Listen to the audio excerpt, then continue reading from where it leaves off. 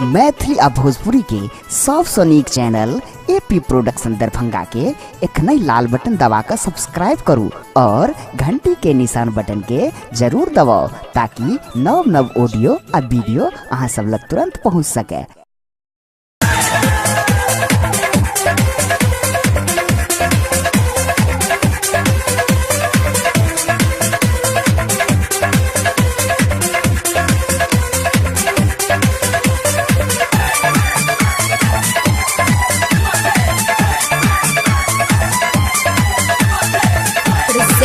by AP Production, Music and Entertainment। ये तो हर बनबो छौरी भतार, ई बात तू लिख के लो लेके तो हर बनबो छौरी भतार, ई बात तू लिख के लो ले, ई बात तू लिख के लो ले, असंग में कहियो कोले, ई बात तू लिख के लो ले, असंग में कहियो कोले गे तो हर बनबो छौरी भतार, ई बात तू लिख के लोल गे तो हर बनबो छौरी भतार, ई बात तू लिख के लोले।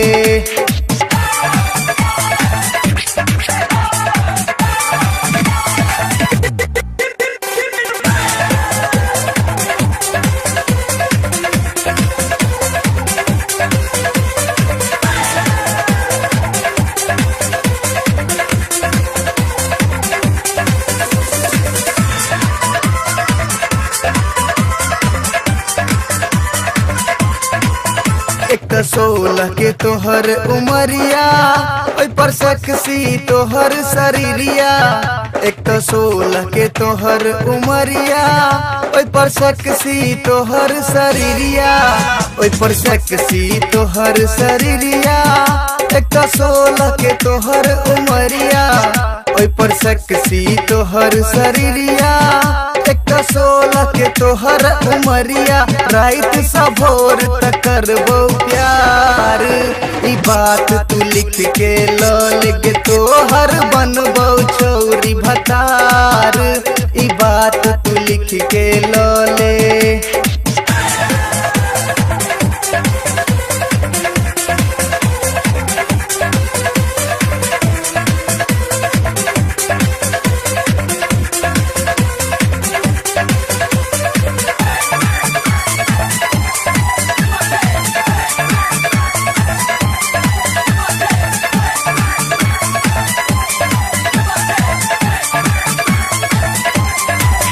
छोरी ऊपर वाला कनी तू हिलाना,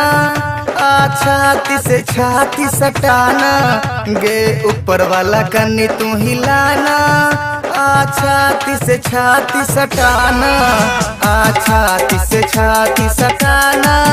कनी ऊपर वाला छोरी तू हिलाना, छाती से छाती सटाना, ऊपर वाला कनी छोरी तू हिलाना, हल्ला भोज तो जिला जवार, ई बात तू लिख के लोल गे तो हर बनबो छौरी भतार, ई बात तू लिख के लोले।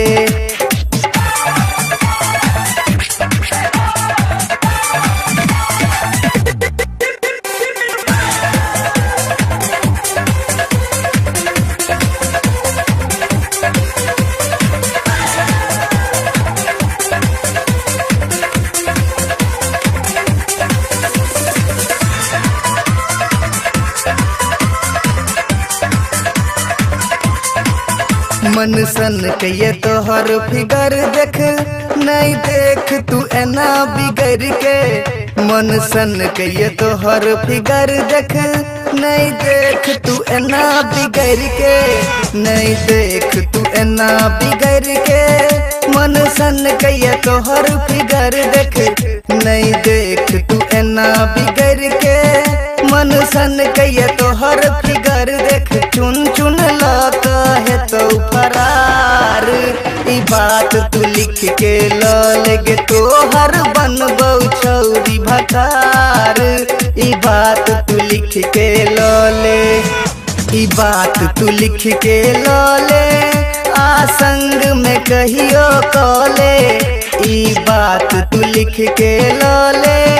आ संग में कहियो कॉले गे छौरी बनबो तोहर भतार ई बात तू लिख के लौले गे छौरी बनबो तोहर भतार ई बात तू लिख के